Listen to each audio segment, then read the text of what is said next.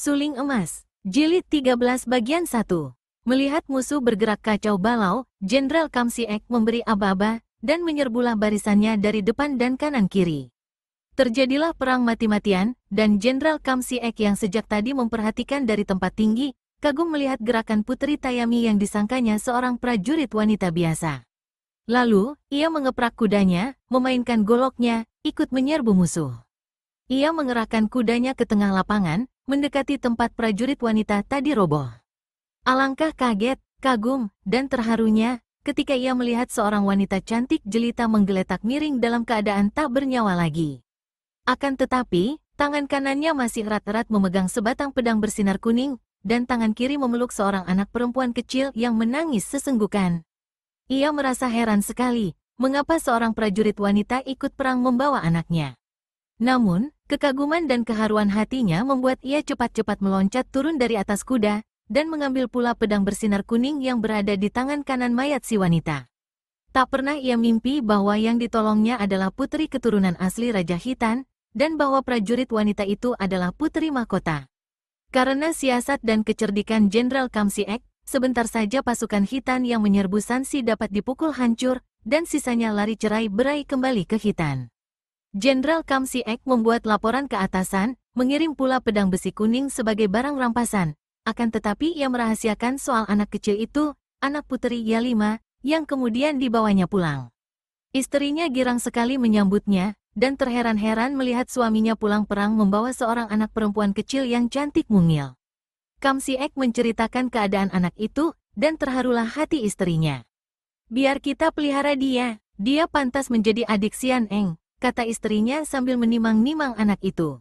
Anak itu memang lincah, dan tertawa-tawa manis.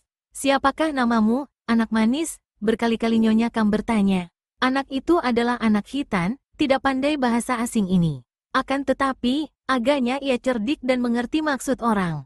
Buktinya, ia menuding dadanya sendiri, dan berkata sambil tertawa-tawa, "Lin Lin. Lin Lin, agaknya ia bernama Lin," kata Nyonya Kam gembira. "Baik, nak, mulai sekarang kau adalah anak kami, dan bernama Kam Lin." Seperti telah direncanakannya semula, Kam Si-ek yang melihat gelagat tidak baik dengan sikap Gubernur Li yang agaknya hendak mendirikan kerajaan sendiri, lalu mengajukan permohonan berhenti. Mengingat jasa-jasanya, maka permohonannya dikabulkan.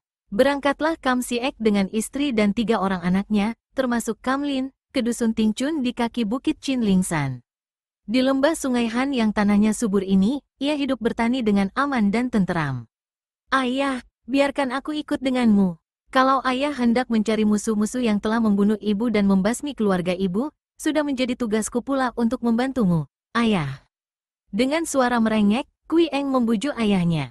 Mereka duduk di bawah pohon besar, tak jauh dari pondok mereka. "Tidak bisa, Eng Ji, anak Eng.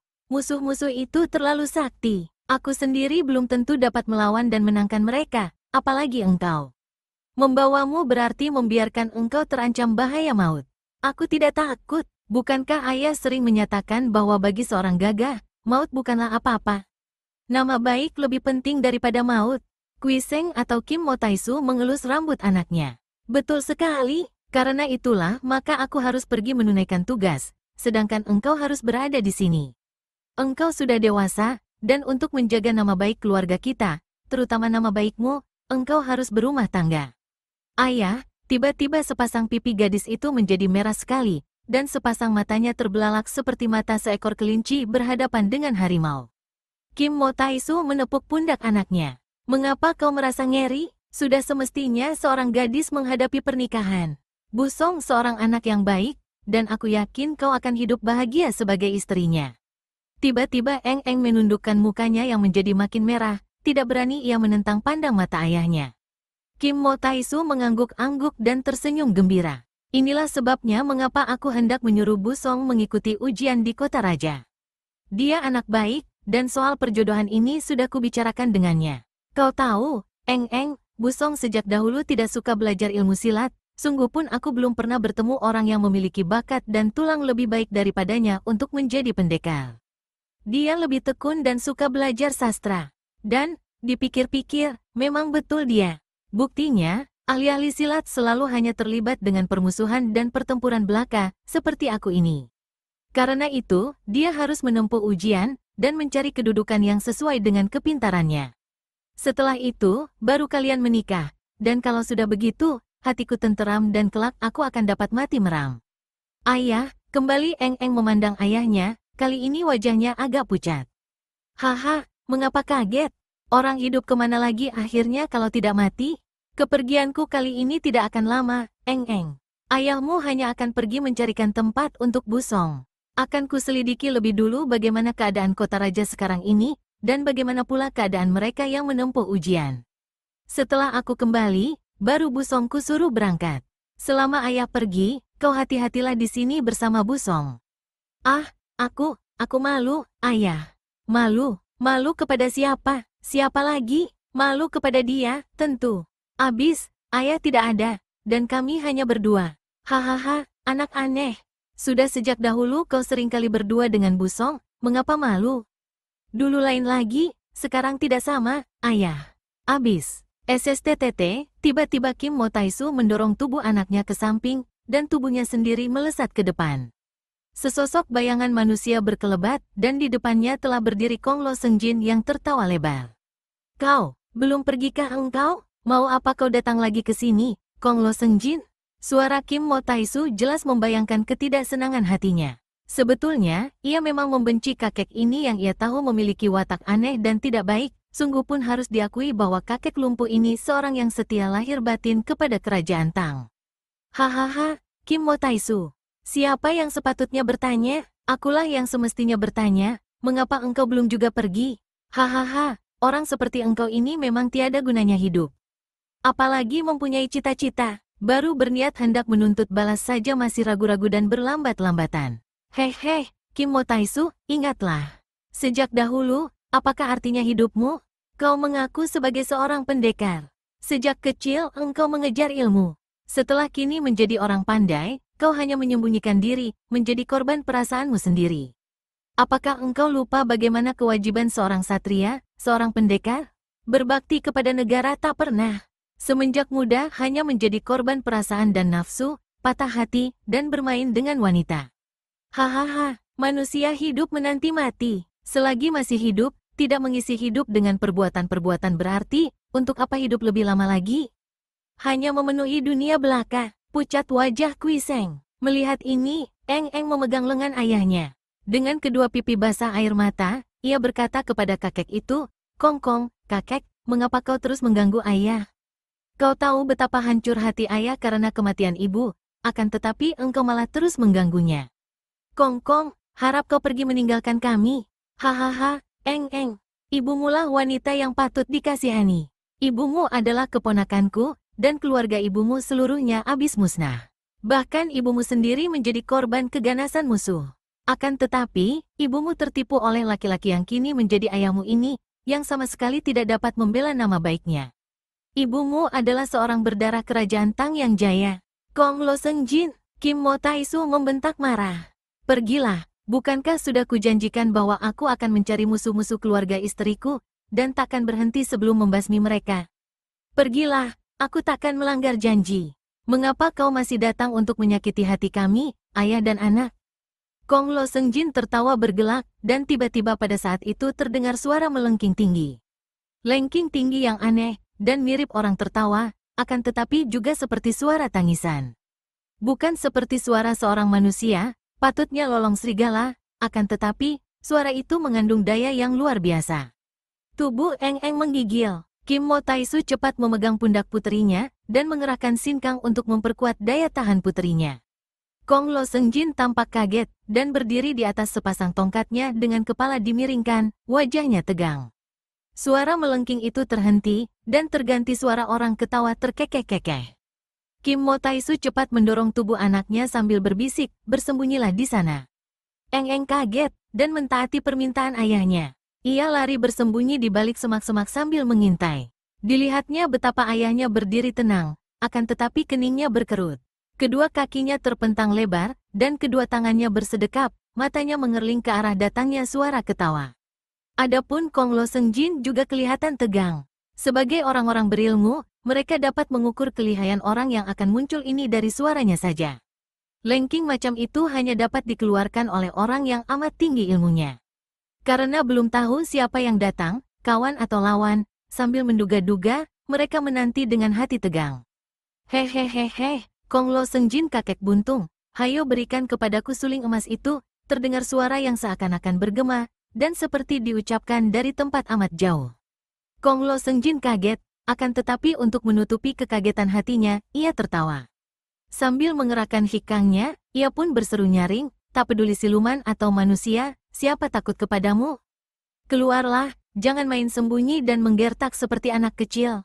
Baru saja ucapan Kong Lo Sengjin ini terhenti, terdengar suara ketawa, dan tiba-tiba muncul di situ seorang kakek cebol sekali. Bentuk tubuhnya seperti kanak-kanak belasan tahun, akan tetapi kepalanya besar dengan rambut riap-riapan, dan cambang bauk menutupi mulut dan dagu. Kakinya telanjang tak bersepatu, pakaiannya sederhana, dan pada pundaknya hinggap seekor burung hantu yang matanya seperti mata harimau, berwarna merah, sedangkan paruhnya runcing kuat berwarna seperti emas. Baik Kong Lo Sengjin maupun Kim Mo Taisu tidak melihat bagaimana kakek aneh ini datang. Hal ini saja sudah menjadi bukti bahwa tingkat ilmu kepandaian kakek cebol ini amatlah tingginya. Diam-diam Kim Mo Taisu terkejut. Ia segera mengenal kakek cebol ini yang bukan lain adalah Butek Lojin, yang pernah ia jumpai di waktu ia berkelana sampai di Khitan. Akan tetapi, Kong Lo Sengjin tidak mengenalnya, bahkan belum pernah mendengar tentang seorang tokoh Kang Ou seperti kakek cebol ini. Maka ia hanya dapat memandang dengan heran, dan bertanya-tanya dalam hati, siapa gerangan kakek cebol ini, dan mengapa datang-datang menuduhnya mengambil suling emas. Kalau tadi Butek Lojin menegur Kong Lo Sengjin, kini setelah melihat Kim Mo Taisu, ia tertawa bergelak dan menudingkan telunjuknya kepada Kim Mo Taisu sambil memegangi jenggotnya yang panjang. Hahaha, lucu sekali. Apakah kau sudah sembuh dari penyakit gilamu? Apakah kau sekarang bukan jembel lagi, Kim Mo Taisu? Kim Mo Taisu menjura dan menjawab, Lo Qianwei salah duga. Dahulu itu saya waras, dan sekarang inilah saya benar-benar gila. Huahaha, betul, betul sekali. Bukankah kau terkenal sekali dengan permainanmu sepasang senjata, kipas dan suling? Aha, kalau begitu, tentu kakek buntung ini merampas suling emas untuk diberikan kepadamu. Kim Mo Taisu tak sempat menjawab karena ia merasa terheran-heran. Adalah Kong Lo Sengjin yang dibiarkan, dan seakan-akan tidak dipedulikan itu, tak dapat menahan lagi kemendongkolan hatinya. Ia menghentakkan tongkat kirinya ke atas batu sambil berteriak, tua bangka cebol. Apakah otakmu tidak miring? Kau datang-datang menuntut kembalinya suling emas dariku? Kalau suling emas berada padaku, apa kau kira aku masih tinggal di tempat ini? Kong Lo Sengjin, dahulu ketika engkau masih menjadi Sin Jiu Ku Paong, memang kau sudah terkenal jahat. Kini engkau masih sama saja. Tiada hentinya mengumbar nafsu, haus akan kedudukan, dan kemuliaan. Siapa tidak tahu bahwa engkau telah membunuh sastrawan Ciu Bun? Nah, suling emas berada di tangannya. Kalau dia terbunuh olehmu, bukankah itu berarti sulingnya berada di tanganmu? Hayo kembalikan kepadaku, kalau kau masih ingin hidup beberapa tahun lagi. Sombong, kembali Kong Lo Sengjin membanting ujung tongkatnya. Kau berani bicara macam ini di depanku? Hahaha, mengapa tidak berani? Macammu ini apa sih? Pangeran atau raja muda yang sudah dipensiun? Pelarian yang tiada harganya, pecundang yang sudah berkali-kali kalah dan keok dalam memperebutkan kerajaan. Kau mau tahu siapa aku? Namaku Butek Lojin, orang tua tiada taranya. Hayo berikan kepadaku suling emas. Orang gila, suling emas tidak ada padaku, jawab Kong Lo Sengjin dengan sebal dan marah. Hohohaha, orang lain boleh kau bohongi, akan tetapi aku tidak. Aku tahu bahwa engkaulah orangnya yang membunuh sastrawan Ciu Bun. Betul aku membunuhnya, siapa takut mengaku, akan tetapi suling emas tidak ada padaku, juga tidak ada padanya. Wah, engkau bohong, menjual kentut busuk. Butek Lojin mencak-mencak dan marah. Kim Mo Taisu sudah tahu bahwa kakek cebol itu amat sakti, akan tetapi juga amat aneh wataknya. Maka segera ia berkata, Butek Lojin, aku cukup mengenal watak Kong Lo Sengjin. Dia tidak pernah mau menyangkal perbuatannya. Kalau dia mengambil suling emas, tentu dia akan mengaku. Kalian bersekongkol, mungkin tua bangka ini memberikan suling itu kepadamu. Hayo kalian lekas keluarkan suling itu sebelum aku habis sabar, dan main paksa. Setan keparat, siapa takut padamu? Tiba-tiba Kong Lo Sengjin sudah menyambar datang, tongkat kirinya terayun mengemplang kepala kakek cebol itu. Hebat serangan ini, mendatangkan angin keras. Kim Mo Taisu hendak mencegah, tapi tidak keburu. Namun, kakek cebol itu memang amat tinggi tingkat kepandaiannya. Sekali tubuhnya menggelinding, tongkat itu menyambar angin, dan tahu-tahu perut Kong Lo Sengjin telah diserangnya dengan serudukan kepalanya yang besar. Celaka! Kong Lo Sengjin berseru kaget. Cepat ia mengerahkan tenaga menekan tongkat, dan tubuhnya mencelat ke atas. Ia berjungkir balik dan dapat turun kembali ke atas tanah, akan tetapi mukanya pucat sekali, dan napasnya terengah. Perutnya terasa panas biarpun hanya terkena sambaran hawa serangan yang keluar dari kepala kakek tadi. Ia tahu betul bahwa andai kata ia tadi kurang cepat, dan perutnya sempat dibentur kepala si cebol, tentu nyawanya takkan tertolong lagi. Haha, Kong Lo Sengjin kiranya bukan apa-apa, hanya namanya saja yang besar. Hayo kalian maju berdua. Setelah berkata demikian, kakek cebol itu sudah menerjang Kim Mo Taisu yang terdekat. Kedua tangannya melancarkan serangan dengan pengerahan tenaga sakti, sehingga sebelum kepalan tiba, angin pukulannya sudah terasa amat hebatnya. Kim Mo Taisu tidak bermusuhan dengan kakek cebol ini, akan tetapi karena diserang, terpaksa ia melayani. Pula, ia tahu bahwa Kong Lo Sengjin pasti tidak mengambil suling emas seperti yang dituduhkan. Maka dalam hal ini, kalau terjadi pertempuran, ia harus membela pihak yang tidak bersalah. Melihat datangnya pukulan yang amat ampuh, Kim Mo Taisu yang sekarang merasa sudah kuat hawa saktinya, sengaja menangkis sambil mengerahkan tenaganya ke arah tangan. Dukek, dua tangan yang penuh terisi tenaga sakti itu bertemu. Kuda-kuda kaki Kim Mo Taisu tergempur, sehingga tubuhnya terhuyung-huyung ke belakang, akan tetapi tubuh kakek cebol itu melayang bagaikan sebuah layangan putus talinya. Namun, jangan disangka bahwa kakek ini terlempar karena kalah tenaga. Sama sekali bukan. Namun kakek sakti ini jauh lebih cerdik dan lebih berpengalaman daripada Kim Mo Taisu. Melihat Kim Mo Taisu berani menangkis dan menghadapi pukulannya secara keras lawan keras, kakek ini sudah menduga bahwa Kim Mo Taisu memiliki tenaga sakti yang ampuh pula. Apalagi dahulu ia pernah pula melihat sepak terjang Kim Mo Taisu. Maka ia mempergunakan kecerdikannya. Di samping menggunakan tangkisan untuk mengadu tenaga, ia pun meminjam tenaga gempuran itu untuk membuat tubuhnya melayang. Melayang bukan sekedar melayang, melainkan melayang ke arah Kong Lo Sengjin yang dipukulnya selagi tubuhnya melayang itu. Kong Lo Sengjin terkejut, akan tetapi, ia pun seorang yang sakti dan berpengalaman. Maklum bahwa pukulan dari udara ini amat berbahaya, tidak kalah bahayanya oleh serudukan kepalanya ke perut tadi, kakek lumpuh ini lalu mengangkat tongkat kanannya, dan menyapu tubuh kakek cebol itu dengan tongkat sambil mengerahkan tenaga. Aih, si kakek cebol berseru. Tubuhnya yang masih melayang di udara itu, tiba-tiba dapat mengelak dan seperti seekor burung saja, tubuhnya sudah menyambar turun menghantam tubuh Kong Lo Sengjin bagian kiri. Tentu saja hal ini membuat Kong Lo Sengjin menjadi sibuk sekali. Kedua kakinya sudah lumpuh, dan diganti dengan dua tongkat yang dipegangnya. Kini tongkat kanannya masih terangkat untuk menyerang tadi, sehingga keadaannya seakan-akan seperti orang menendang dengan kaki kanan. Maka kini diserang bagian tubuh kiri, ia tentu saja menjadi repot. Namun, dasar ia lihai sekali. Secepat kilat, tongkat kanannya menyambar turun dan memukul tanah. Tenaga pukulan ini membuat tubuhnya dapat melompat sambil menggerakkan tongkat kiri menangkis. Namun karena agak terlambat dan kalah duluan, tangkisannya kurang kuat. Sehingga begitu tongkatnya terbentur lengan Butek Lojin, tubuh kakek lumpuh ini mencelat dan terhuyung-huyung, hampir roboh terguling. Huahahaha, bagus, bagus. Butek Lojin bersorak-sorak, tertawa-tawa, dan menepuk-nepuk kedua pahanya dengan girang sekali. Sikapnya jelas mengejek si kakek lumpuh. Kemudian, tiba-tiba ia sudah meloncat lagi menyerang Kim Mo Taisu yang sudah sempat memperbaiki kedudukannya. Serangan ini merupakan serangan jurus yang amat aneh dan cepat. Kelihatannya, kedua lengannya itu tidak mengandung tenaga ketika bergerak, seperti orang menari saja. Akan tetapi, begitu dekat dengan tubuh lawan, terasa betapa gerakan itu mengandung tenaga pukulan yang dahsyat. Ternyata kakek cebol ini menggunakan ilmu Kong In, yang sakti, yaitu ilmu pukulan yang kelihatan kosong, akan tetapi kekuatannya dapat merobohkan gunung. Maka disebut Kong In Liusan. Biarpun Kim Mo Taisu juga seorang yang berilmu tinggi, namun belum pernah ia menghadapi ilmu seperti ini. Maka ia terjebak, dan mengira si kakek cebol hanya main-main, dan tidak menyerang sungguh-sungguh. Maka ia pun hanya menggunakan kegesitannya mengelak, dan siap pula menangkis kalau ada susulan pukulan yang berat. Sama sekali tak pernah disangkanya bahwa begitu pukulan kakek itu mendekati tubuhnya, ia merasa dorongan yang hebat ke arah dada. Cepat ia mengerahkan tenaga pula, dan hendak menangkis, akan tetapi tubuh lawannya tiba-tiba miring seperti orang jatuh, dan dari pinggirlah datangnya pukulan yang sesungguhnya.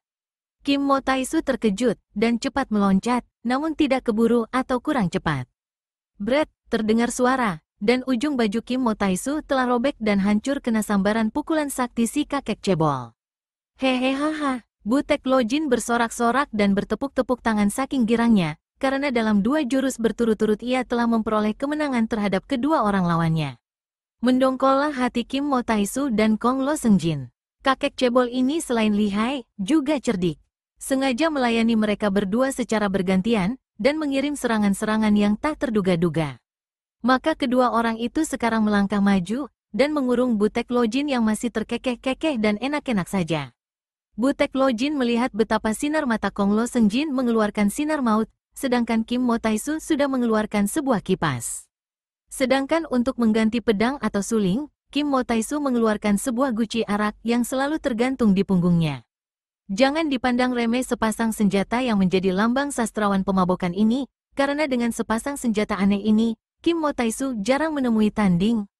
Akan tetapi, si kakek cebol masih enak-enak tertawa, malah kini mengelus-ngelus kepala burung hantu yang sejak tadi masih saja duduk di pundaknya, seakan-akan tidak tahu menahu akan pertempuran itu. Butek Lojin, kau memang lihai sekali. Akan tetapi, di antara kita tidak ada permusuhan, mengapa engkau memancing pertempuran? Kim Mo Taisu masih menahan kemarahannya, dan memberi peringatan.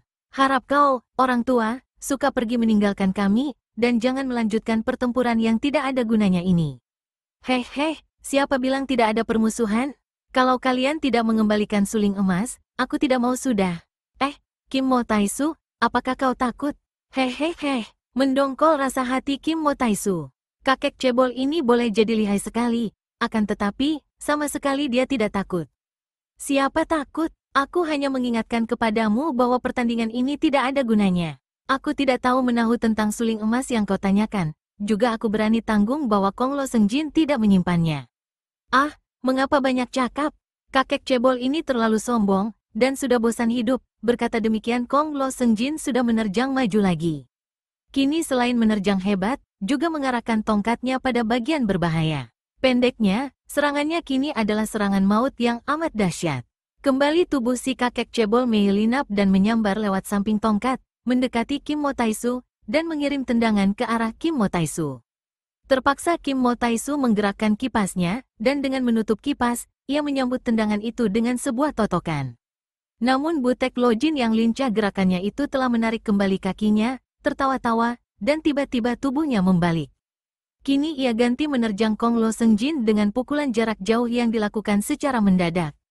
Angin menyambar hebat, dan biarpun kakek lumpuh ini sudah bersiap-siap menahan serangan itu, tidak urung tubuhnya bergoyang-goyang seperti pohon besar tertiup angin. Dengan rasa penasaran, Kim Mo Taisu dan Kong Lo Sengjin lalu menerjang dari depan dan belakang. Kakek cebol itu tubuhnya melesat ke sana kemari, menyelinap di antara sinar senjata lawan. Burung hantu itu mengeluarkan suara keras, dan menyambar-nyambar bergantian berusaha mematuk mata kedua orang yang mengeroyok majikannya. Kong Lo Sengjin mengeluarkan suara menggereng seperti harimau. Hatinya geram dan penasaran sekali. Dia adalah seorang tokoh yang terkenal, ditakuti di dunia Kang Ou. Dalam perang mempertahankan dan membela dinasti Tang, kakek ini hanya kalah kalau menghadapi pengeroyokan banyak tokoh sakti. Akan tetapi sekarang, menghadapi seorang kakek cebol, masih dibantu Kim Mo Taisu yang dalam hal ilmu kepandaian belum tentu kalah olehnya, ia masih tidak mampu merobohkan setelah menerjang terus sampai belasan jurus. Di lain pihak, Kim Mo Taisu juga merasa penasaran. Akan tetapi, pendekar ini tidaklah begitu bernafsu untuk membunuh kakek cebol ini, karena sesungguhnya di antara mereka tidaklah terdapat permusuhan. Pula, ia memang telah maklum bahwa kakek ini adalah seorang sakti yang luar biasa. Selagi 3 orang sakti ini sibuk bertanding, tak mau saling mengalah, tiba-tiba terdengar suara dentang-denting yang amat merdu. Suara itu tak salah lagi adalah suara musik yang semacam sitar, yang suaranya nyaring, dan iramanya tenang, lagunya merdu. Akan tetapi, pengaruhnya benar-benar luar biasa sekali. Seketika tiga orang yang sedang bertempur dengan hati panas itu, seperti disiram air dingin. Yang hebat adalah kakek cebol itu. Matanya terbelalak, berputar-putar, mukanya menoleh ke kanan-kiri seperti orang ketakutan. Kemudian, ia melompat dan melarikan diri, diikuti burung hantunya setelah berkata gemetar, dia datang. Benar-benar datang, Bu Xiansu. Mendengar disebutnya nama ini, seketika wajah Kong Lo Sengjin berubah. Di dunia ini tidak ada orang yang ia takuti, akan tetapi, mendengar nama Bu Xiansu, ia merasa tidak enak. Sudah terlalu banyak ia mendengar akan nama kakek yang dikabarkan setengah dewa ini, dan ia merasa betapa sepak terjangnya selama ini merupakan modal yang amat tidak menyenangkan untuk dibawa berjumpa dengan Bu Xiansu. Apalagi melihat betapa seorang sedemikian lihainya seperti kakek cebol itu saja lari ketakutan, hatinya makin jeri. Tanpa berkata apa-apa, kakek lumpuh ini lalu melompat, dan sebentar saja lenyap dari tempat itu. Eng yang melihat dua orang itu telah pergi meninggalkan ayahnya, lalu melompat keluar dari tempat sembunyinya dan memeluk ayahnya. Kim Mo Taisu menyimpan kembali kipas dan guci araknya. Benar-benar berbahaya sekali, katanya sambil menarik napas panjang. Kemudian, ia pun celingukan memandang ke kanan-kiri, pandang matanya mencari-cari. Suara denting tadi masih terdengar terus, makin lama makin jelas. Eng yang mendengar ini membelalakkan matanya, dan memegang lengan ayahnya makin erat. Ayah, kau dengarkah itu?